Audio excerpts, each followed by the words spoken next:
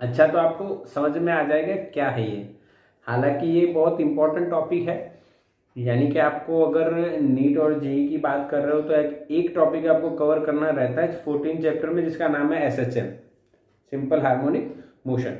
हालांकि मैं आपको बेसिक से बताने वाला हूँ कि किस तरह से ये होने वाला है, इसमें क्या कंसेप्ट है, किसको हम एसएचएम बोलेंगे, ठीक है, किसको हम एसएचएम बोलेंगे, सिंपल हार्मोनिक मोशन कैसे पढ़ेंगे।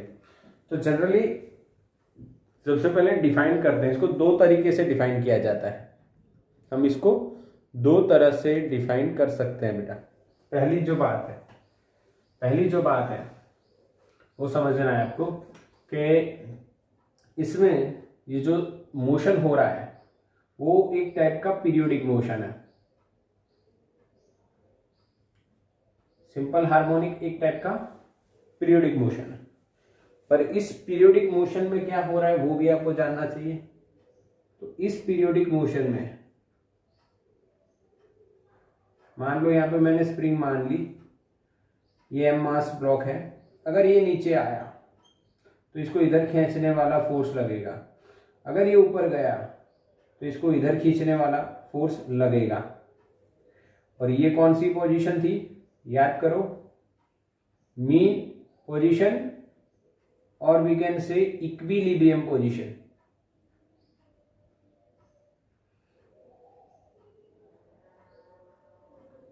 ठीक है, तो ये पीरियोडिक मोशन हो गया। हालांकि ये सिंपल पीरियोडिक मोशन है, बट इसमें खास क्या बात है, तो ध्यान से देखिए इस फोर्स के बारे में बात खास है। ये जो मोशन हो रहा है पीरियोडिक मोशन, ये एक फोर्स के अंडर हो रहा है, वो फोर्स डिस्प्लेसमेंट के प्रोपोर्शन में, डिस्प्लेसमेंट के प्रोपोर्शनल में है। जितना ज्यादा आप नीचे ले जाते हैं उतना ज्यादा ये फोर्स होता है, जितना ज्यादा ऊपर आएगा उतना ज्यादा ये फोर्स होगा। तो ये यानी ये जो फोर्स है ये प्रोपोर्शनल टू डिस्प्लेसमेंट है। ठीक, सही बात समझे। और दूसरी बात, ये डिस्प्लेसमेंट अगर नीचे आ रही है तो ये ऊपर लग रहा है, डिस्प्लेसमेंट अगर ऊपर है तो ये नीचे लग रहा है। डिस्प्लेसमेंट नीचे ऊपर, डिस्प्लेसमेंट ऊपर, फोर्स नीचे। तो आप क्या यहां पे माइनस रख सकते हो, यस और नो? हाँ, तो जब ऐसा हो तब हम मोशन को कौन सा मोशन बोलेंगे, simple harmonic motion. The periodic motion under the influence of the force, लिखना है आपको, लिखो आप, मैं लिखवाता हूं। द पीरियोडिक मोशन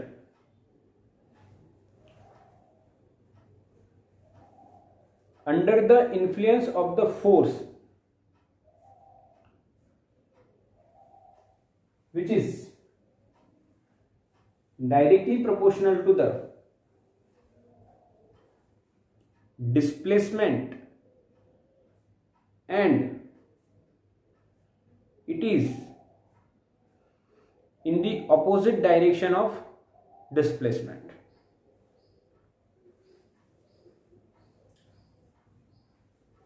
तो अगर मैंने इक्वल्स टू किया यहां पे तो के एक्स मिल जाएगा, आगे क्या रखा, minus k x.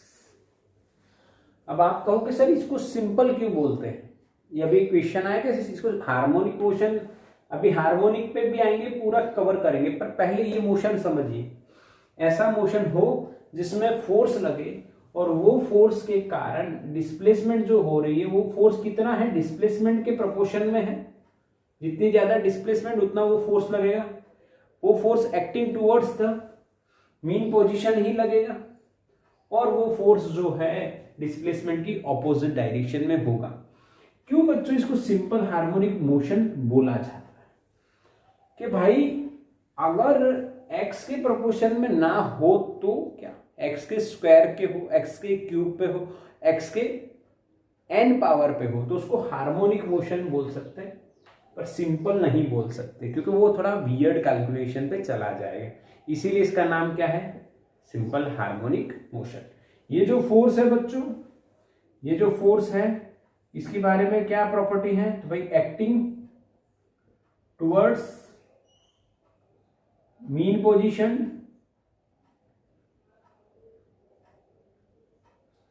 Second one proportional to x, third position opposite to displacement. ये तीन बातें इसके बारे में, तभी इस मोशन को हम कौन सा मोशन बोलेंगे? Simple harmonic motion. The motion under the influence of the force which is acting towards the mean position proportional to the displacement from the mean position and in the opposite direction of the displacement, then the motion is called simple harmonic motion। क्या बच्चों समझ में आया? Screenshot लो फटाफट, screenshot लो फटाफट।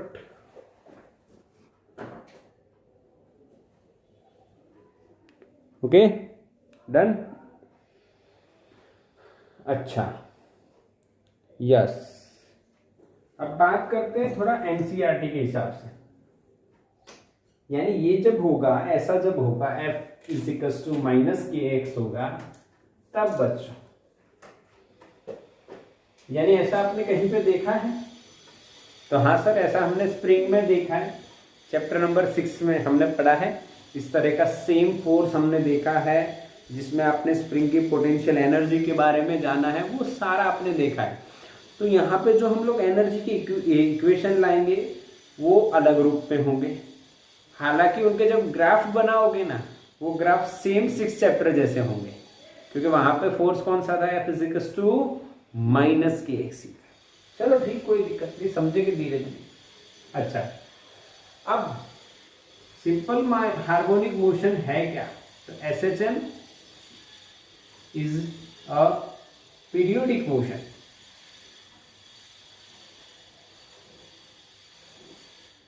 in which displacement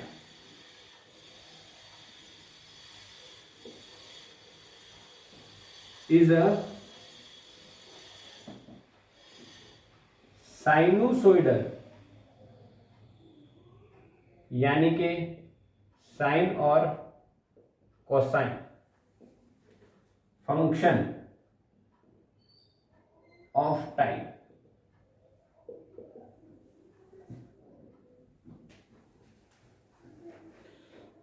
F equals to minus k x वाले जो force के अंडर अगर कोई मोशन हो रहा है और वो अपने पाथ को रिपीट कर रहा है, तो उसका जब आप डिस्प्लेसमेंट फाइंड करोगे, वो डिस्प्लेसमेंट किसका फंक्शन मिलेगा? टाइम का, बट साइनोसोइडल फंक्शन।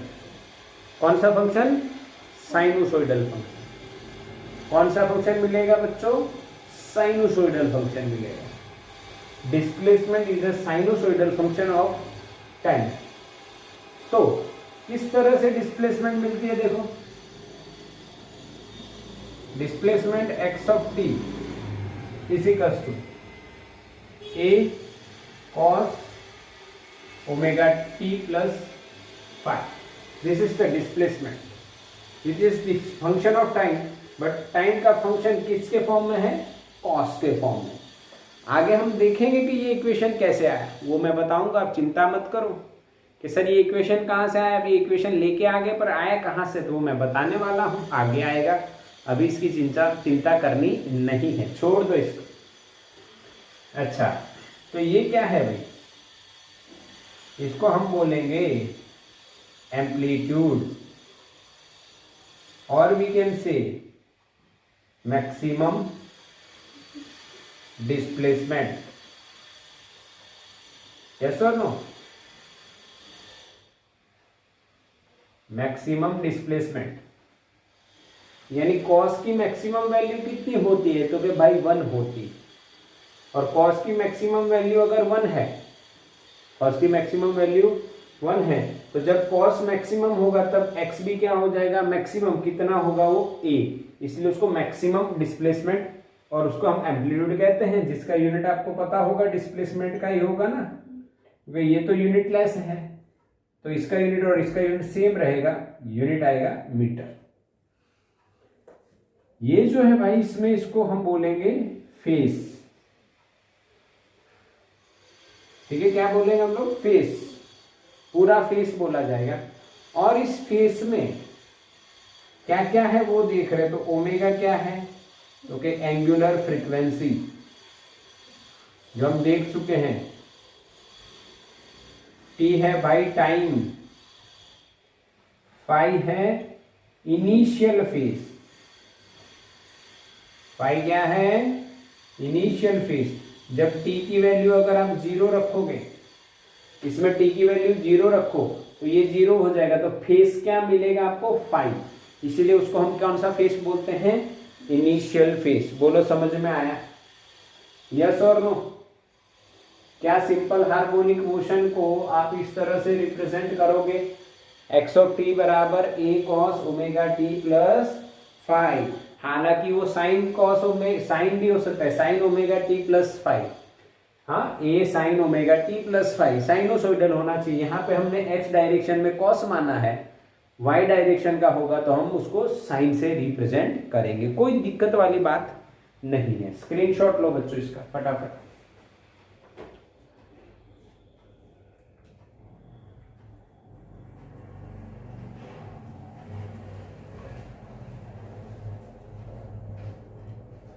डन, समझ में आया, हाँ।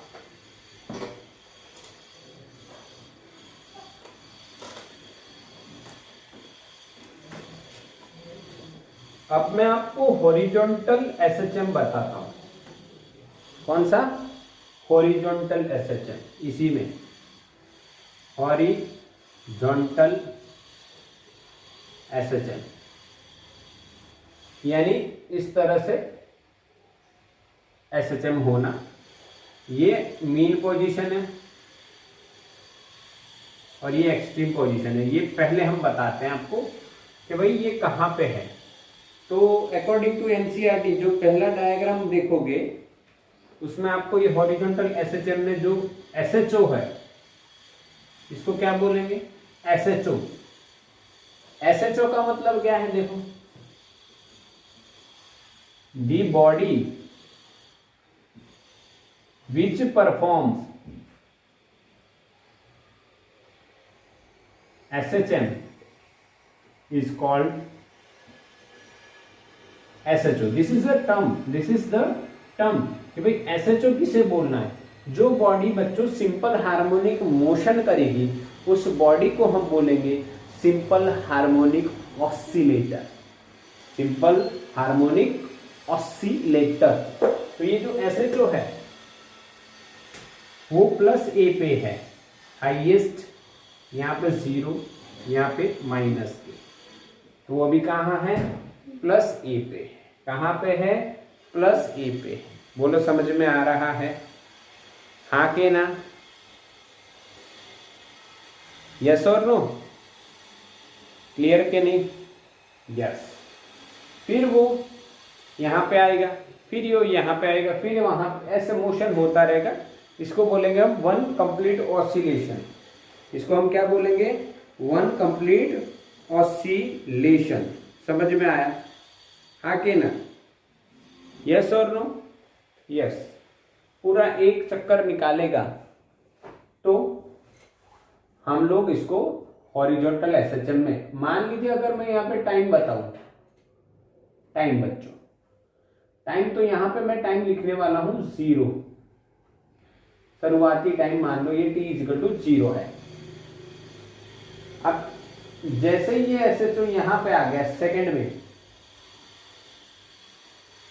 यहां से यहां पे आ गया मीन पोजीशन, ये माइनस ए, यहां से अब वो वहां पहुंच गया भाई, मान लो ऑसिलेशन हो रहा है, बीच में आ गया, तो कितना टाइम लगा, तो ये टाइम हो गया कितना, t/4। देखो एनसीईआरटी में t/4 लिखा हुआ है और इस पे एरो करके लिखा है velocity is maximum.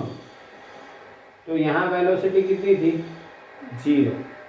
Extreme point पे वेलोसिटी 0 होती है। जैसे आप थर्ड चैप्टर में थ्रो पढ़े थे ना, तो थ्रो ऊपर जाएगा, बॉडी एक्सट्रीम पोजीशन पे पहुंचेगा तो कितना होगा वेलोसिटी, 0। उसी तरह यहाँ पे भी 0 और यहाँ पे भी 0 होगी, पर बीच में मैक्सिमम हो जाएगी, ठीक है। फिर वो थर्ड पोजीशन में यहाँ पे आता है, ये a है, ये 0 है, ये माइनस a है, बताओ कितना टाइम लगेगा? तो भाई t/2 हो जाएगा। क्यों?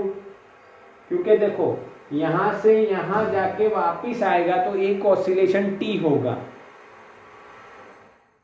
हाँ के ना, एक ऑसिलेशन t होगा, हाँ के ना, समझ रहे हो कि नहीं मेरी बात? अच्छा, तो ये यहां पे पहुंचा तो आधा टाइम हो गया t/2। फिर चौथी पोजीशन कौन सी? तो वापिस आएगा, सॉरी यहाँ पे आएगा, माइनस ए से वापिस 0, इस बार इधर जा रहा है Vmax। तो अब कितना टाइम होगा? 3t/4। क्यों भाई? क्यों भाई? देखो t/4, t/4 plus t/4, t/2, t/2 plus t/4, 3t/4। समझ में आ रहा है?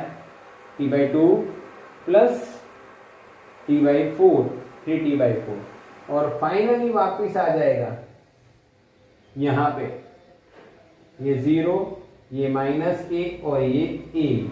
तो यहाँ पे टाइम उसने खत्म कर दिया, एक ऑसिलेशन खत्म कर दिया, तो टाइम इसको कितना हो गया? t। क्या बच्चों समझ में आया? हाँ के ना?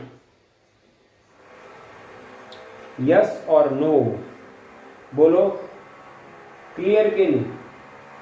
यहां से गया, इधर आया, वापिस आया, तो एक ऑसिलेशन कंप्लीट हुआ, तो पूरा टाइम कितना हो गया? t। अब यानी आपको इस तरह से याद रखना है भाई, पूरा टाइम हो गया t, तो उसका आधा क्या होगा? t/2। समझ में आ रहा है ना?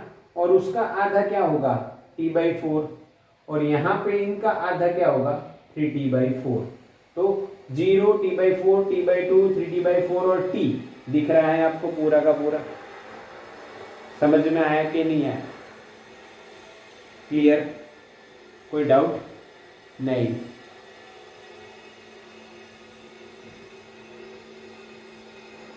क्या t/4 दो बार कैसे? समझ में नहीं आया? क्या मैसेज था देव? क्या डाउट पूछ रहा है देव? क्या था पूछा? फिर से पूछ, समझ में नहीं आया क्वेश्चन। 2 में t/4 कैसे? 2 में t/4 कैसे? अच्छा देख, एक ऑसिलेशन का टाइम t। अच्छा ये दिख नहीं रहा है ऐसा है? अच्छा अब दिख रहा है, यस। फिर इंटेंसिटी थोड़ी कम हो जाएगी। एक में पूरा टाइम t है, तो आधा टाइम t/2, और उसका आधा कितना होगा? t/2 का आधा t/4। समझ में आया?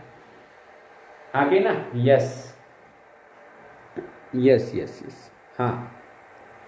अब देखो इस तरह से समझो, यहाँ पे यहाँ से स्टार्ट कर रहा है, 1 2 3 4 पार्ट कंप्लीट कर रहा है, वापिस आ जाएगा। 4 पार्ट कंप्लीट करने का टाइम कितना है? एक ऑसिलेशन का टाइम t, तो उसका चौथा पार्ट कितना होगा? t/4। समय का दिमाग में उतर रहा है? आके ना? दिमाग में उतरा के नहीं है? तब मैसेज करो फास्ट, यस। हाँ बस ये वही है, सिंपल। चलो इसका स्क्रीनशॉट ले लो, और अब हम ग्राफ बनाना सीखेंगे। क्या बनाना सीखेंगे? ग्राफ बनाना सीखेंगे। देखो सिंपल हार्मोनिक मोशन जो हो रहा है उसका हम ग्राफ बनाना सीखेंगे। क्या बनाना सीखेंगे? ग्राफ बनाना। तो हम लोग लिख रहे हैं x of t = a cos ωt। इसमें मैंने फाई को ले लिया 0, इनिशियल फेस 0, ठीक है। अब मैं इसका ग्राफ बनाना चाहता हूं, तो देखो ध्यान से समझ लेना।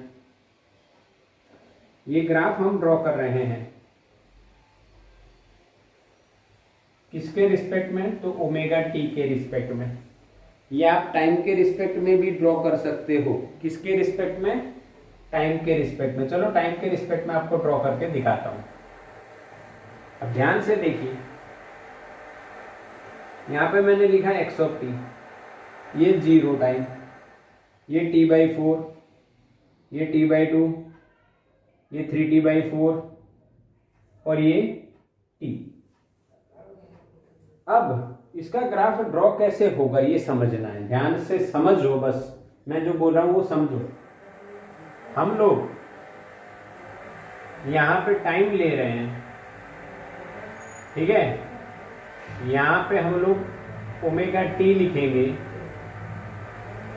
और यहां पे हम लोग एक्स ऑफ टी यानी a cos ओमेगा टी लिखेंगे।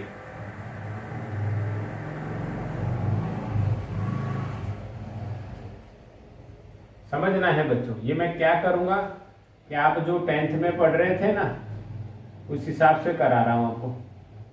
देखो 0 t/2 t/4 sorry t/4 t/2 3t/4 और t, एक ऑसिलेशन कंप्लीट।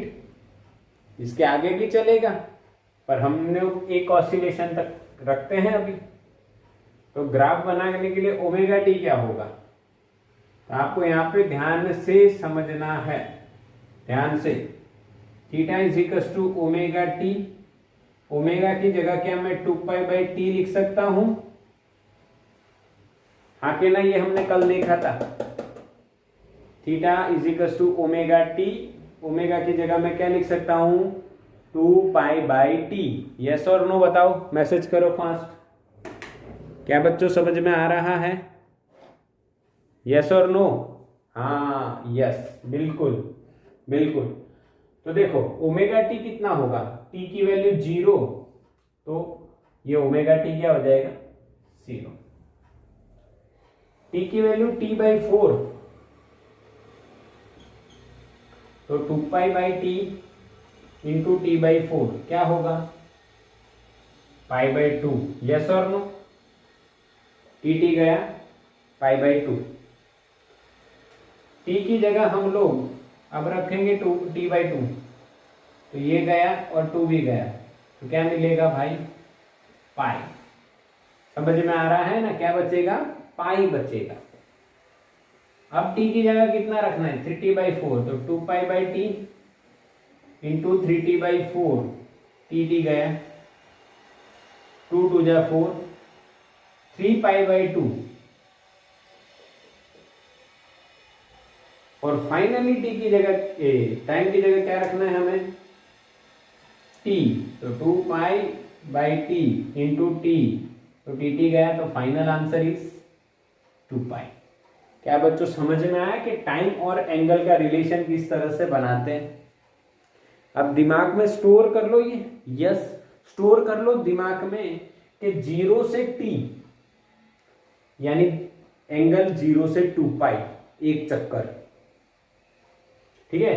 फिर उनका जो हिसाब आपको पता है 90, 180, 270 एंड 360, वैसे ही t/4, t/2, 3t/4 and t। तो ये समझ में आ गया। अब देखो यहां पे देखो cos ओमेगा टी, तो ओमेगा टी क्या है 0, cos 0 होगा 1, तो 1 इंटू ए, यहाँ पे π/2 है, ओमेगा टी क्या है π/2 है, cos π/2 क्या हो जाएगा 0। फिर है ओमेगा टी पाई, cos पाई -1 इंटू ए माइनस ए। फिर है 3π/2, cos 3π/2 क्या होता है 0। फिर cos 2π क्या होगा 1 यानी इंटू ए करेंगे तो ए मिलेगा। क्या बच्चों समझ में आया? क्या बच्चों क्लियर हुआ? यस और नो? समझ में आ रहा है कि नहीं बताओ? Yes clear. हाँ तो यहां पे हम लोग प्लस ए ले लेते, कोई रैंडम वैल्यू इतनी भाई प्लस है तो नीचे इतनी ही माइनस ए होगी।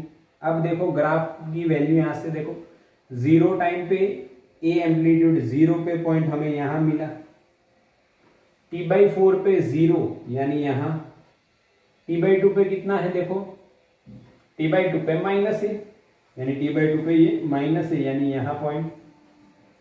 3t/4 पे कितना है 0, x ऑफ t लिख रहे हैं, x ऑफ t। और t पे कितना है, t पे है a यानी ऊपर यहाँ, ठीक है। अब इसमें पास होता हुआ अगर मैं ग्राफ ड्रॉ करूं तो मुझे ऐसा मिलेगा। This is the graph of x of t, a cos omega t। इस तरह से ड्रॉ होगा। बोलो समझ में आया? कोई दिक्कत नहीं है बच्चों, बिल्कुल सिंपल ग्राफ है। अच्छा, इसी तरह से साइन का भी ड्रॉ हो सकता है। इसी तरह से किसका ड्रॉ हो सकता है, साइन का भी। साइन का ड्रॉ करना है तो यहाँ पे साइन लिखोगे, ठीक है। साइन लिखोगे तब उसके ये जो एंगल हैं उसके हिसाब से उसकी वैल्यू मिलेगी। ये कॉस का पिक्चर ले लो, मैं साइन का बताता हूं, मैं फिर साइन का इसी में बता देता हूं, ठीक है। हो गया, स्क्रीनशॉट लिया? चलो बताओ, स्क्रीनशॉट लिया नहीं लिया? ओके। अब हम इसी में y ऑफ t लेते हैं बच्चों, और उसमें cos की जगह मैं कर देता हूं साइन। अब इस फंक्शन के लिए आपको जो वैल्यूज मिलेगी वो डिफरेंट होंगी, क्योंकि अब साइन फंक्शन है। और उसके बाद आपको याद रह जाना चाहिए कि cos के लिए इस तरह से ड्रॉ होगा और साइन के लिए इस तरह से ड्रॉ होगा।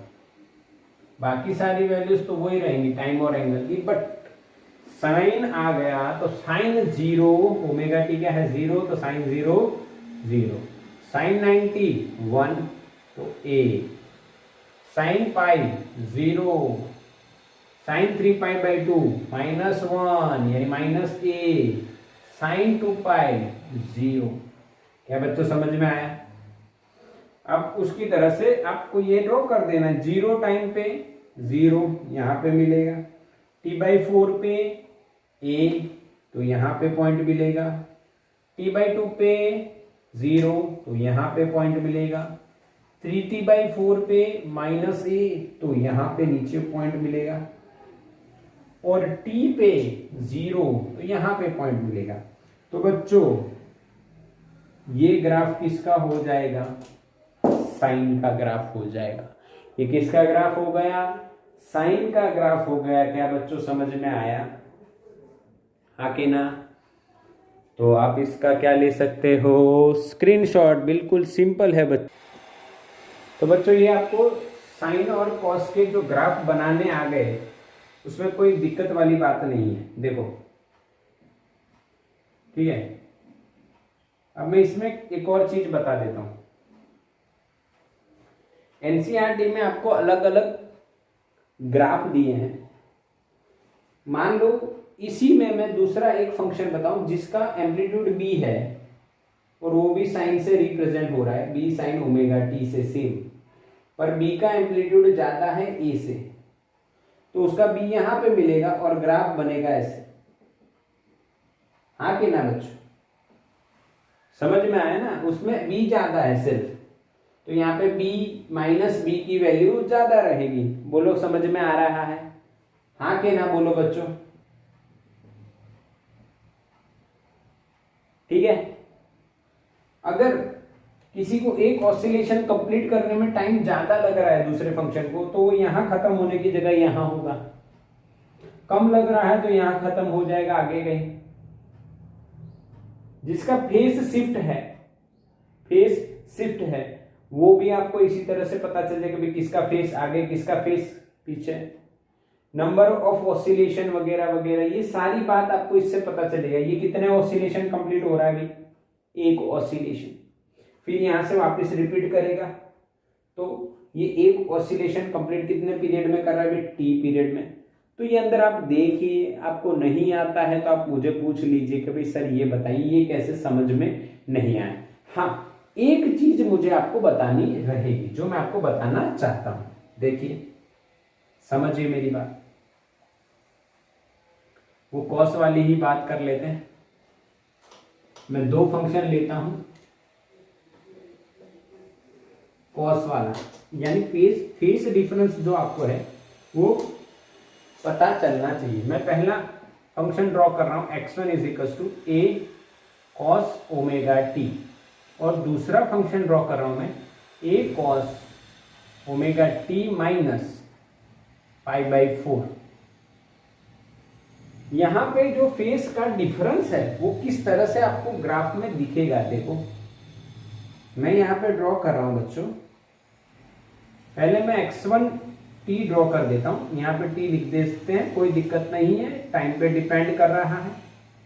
तो क्या बच्चों, सॉरी कॉस है, देखो कॉस है, तो यहां से स्टार्ट करके इस तरह से जाएगा, क्या याद रहा बच्चों, ये a है प्लस 0, ये माइनस है, ठीक है। यहां पे t/4, t/2, 3t/4, यहां पे t। बोलो समझ में आया कि नहीं बच्चों, बोलो क्लियर के नहीं, अभी अभी ड्रॉ किया था ये। अच्छा, अब यहाँ पे फेस शिफ्ट आपको बतानी है, यानी हम किसकी बात कर रहे हैं यहाँ पे, फेस शिफ्ट, और we can say phase difference. ये थोड़ा सा आपको समझना रहेगा, फेस डिफरेंस किस तरह से ड्रॉ होता है। यहां पे देखो, इसको फील कैसे करना है समझना है। देखो यहां पे जब आप स्टार्ट करोगे तो जब ये ओमेगा टी हुआ है तो इसको ओमेगा टी होने में थोड़ा देर है, ऐसा ही कहा जाएगा कि नहीं, हाँ के ना, हाँ के ना। जब ये ओमेगा टी प्लस π/4 होगा तब ये ओमेगा टी होगा, यानी यहां पे डिफरेंस चलेगा। क्या चलेगा बच्चों, डिफरेंस चलेगा। यानी कि देखो समझो, ये अगर मैंने लिखा बच्चों ये वाला x1t है तो ये यहां पे मैक्सिमम हो रहा है, तो x2t थोड़े समय के बाद मैक्सिमम होगा। x1t यहां पे 0 हो रहा है तो x2t थोड़े समय के बाद 0 होगा। तो ग्राफ चलेगा इस तरह से,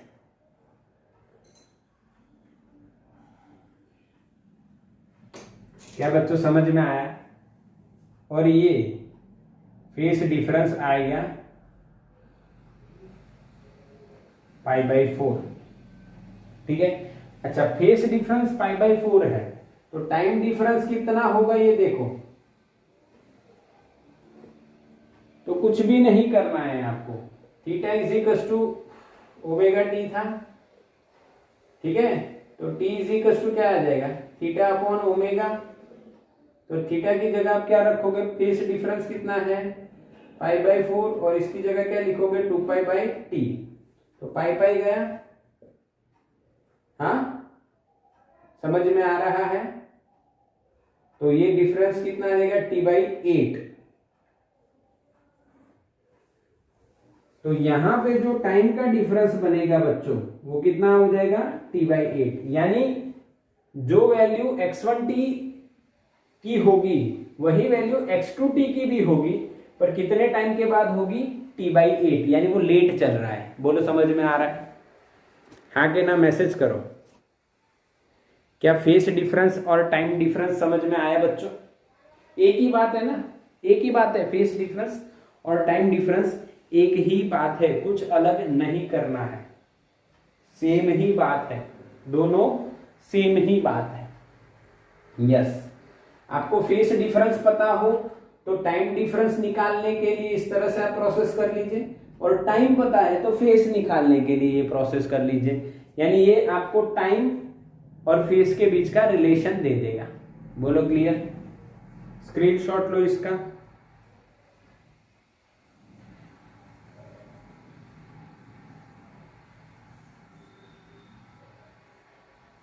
डन, चलो समझ में आ गया। यस, तो फेस डिफरेंस और टाइम डिफरेंस किस तरह से इस इक्वेशन से निकलेगा वो भी आपको समझ में आ जाएगा। और तो आपको बस मैं क्या कहना चाहता हूं, बस ये थोड़ा सा ध्यान रखना, फेस डिफरेंस में बच्चे ज्यादा कंफ्यूज रहते हैं, पर मैंने एकदम सिंपल तरीका आपको सिखा दिया। हाँ, तो प्लस होता तो आगे आता, माइनस है तो पीछे। अब एनसीईआरटी में एक एग्जांपल है 14.3।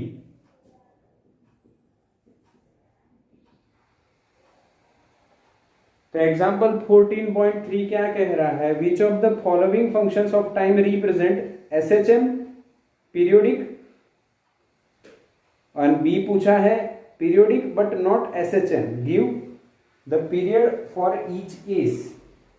अच्छा, कौन पीरियोडिक है कौन नहीं है, कौन एसएचएम है कौन नहीं है, ऐसा पूछा है। पहला क्वेश्चन है भाई sign omega t minus cos omega T, क्या ये पीरियोडिक फंक्शन है? तो यहां पे साइन माइनस कॉस अगर आता है तो बच्चों हम इसको साइन में रिप्रेजेंट कर सकते हैं using some kind of methods. कौन सी मेथड हम यूज कर सकते हैं? मैथ्स वालों को पता होगा, मैथ्स वालों को पता होगा। देखो लॉजिक समझना, ये एसएचएम है कि नहीं। आप कहोगे सर आपने बोला था सिर्फ साइन या कॉस हो, ये तो दोनों आ गए, तो ये एसएचएम कैसे है? तो मैं कहूंगा ये एसएचएम है। देखो ध्यान से, मल्टीप्लाई बाय √2 डिवाइड बाय √2 कर सकता हूं मैं, sign omega t minus cos omega T, ठीक है। √2 को मैंने यहां रखा, अंदर ले गया एक √2 को, sign omega t into 1/√2 minus cos omega t into 1/√2। क्या बच्चों हम ऐसा लिख सकते हैं? समझ में आ रहा है कि नहीं? यस, लिख सकते हैं। अब √2 यहां पे रखा मैंने, इसको मैं लिख सकूंगा अब sine omega t into cos π/4 minus, इसको हम कॉस ही रखेंगे, हाँ, पर इसको मैं साइन π/4 लिख सकता हूं। तो क्या बच्चों ये कल वाला एक इक्वेशन बन गया, sine alpha cos beta minus cos alpha sign beta, तो √2 साइन ओमेगा टी माइनस π/4। तो क्या बच्चों ये हार्मोनिक फंक्शन है? यस, हार्मोनिक फंक्शन का मतलब क्या होता है? जिसमें साइन और कॉस हो। तो ये साइन कॉस वाला बन गया जो ऐसा दिख रहा था। हाँ, इसमें फेस है, इसमें एम्पलीट्यूड है, तो ये बच्चों एसएचएम भी है एंड पीरियोडिक तो होगा ही ना, क्योंकि एसएचएम है तो पीरियोडिक तो होना हो, ऐसा बनेगा ही नहीं। चलो ठीक, समझ में आया ये प्रोसेस। दूसरी प्रोसेस में क्या है, देखो ये भी हमें ऐसा लगेगा, ये भी नहीं है सर, पर ये भी है। साइन स्क्वायर थीटा का इक्वेशन है बच्चों 1 माइनस कॉस 2 थीटा बाई 2। यहां पे नोट करना है आपको, sine square theta is equal to 1 minus cos twice of theta by 2 और cos square theta is equal to 1 plus cos 2 theta by 2। ये इक्वेशन याद रखने हैं। कल 2 देखे थे, आज ये 2 और आ गए। ऐसे कल 4 देखे थे हमने, 2 नहीं, कितने देखे थे? 4 देखे थे, याद है ना? इसी के 4 टाइप थे भाई, sine alpha cos beta cos alpha sign beta, और ऐसे ही 2 प्लस और माइनस के लिए दोनों देखे थे, कॉस के और साइन के दोनों हमने देखे थे प्लस और माइनस के लिए। हाँ कि ना बताओ, मैसेज करो, देखे थे कि नहीं? जो कल हमने जो देखा बच्चों ये वही है, दिख रहा है कि नहीं? चलो अब दिखने लगा। Okay, clear?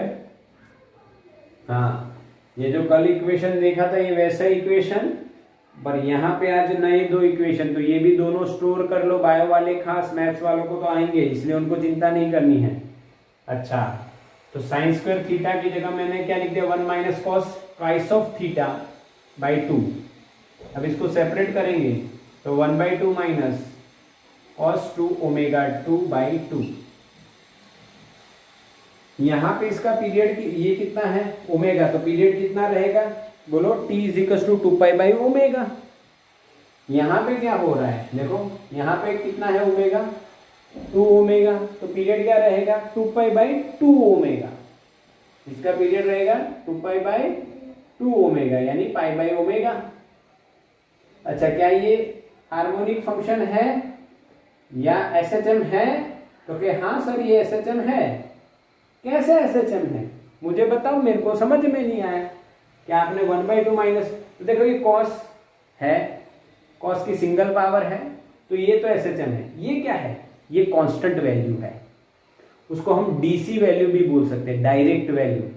ओके, जो वेरिएबल नहीं है, जो कांस्टेंट है, और उसमें से इतना पार्ट सबट्रैक्ट होगा तो हमें साइनोसॉइडल ही सिग्नल मिलेगा, कॉस का ही सिग्नल मिलेगा, पर इतना शिफ्ट हो जाएगा 1/2 जितना शिफ्ट हो जाएगा। समझ में आ रहा है? कितना शिफ्ट हो जाएगा? 1/2 जितना शिफ्ट हो जाएगा। आप उसका ग्राफ ड्रॉ कर सकते हो, अगर नहीं आए तो मुझे पूछ लेना। सुनाई दे रहा है आगे ना? हाँ, इसका भी ग्राफ ड्रॉ हो सकता है। यस, इसका भी ग्राफ ड्रॉ हो सकता है। बाई 2 हटा दो, चलेगा, यहाँ पे कॉस थीटा कुछ ले लो, इसका ग्राफ ड्रॉ करो और 1/2 में से ऑटोमेटिकली वो वैल्यू सबट्रैक्ट करते जाओगे तो आपको कॉस का ही ग्राफ मिलेगा, पर थोड़ा शिफ्ट हुआ मिलेगा। ठीक, चलो क्लियर है ये? दोनों एसएचएम है। एसएचएम कैसे पता चलेगा? निकिता का कोई क्वेश्चन था? फिर से मैसेज कर बेटा निकिता।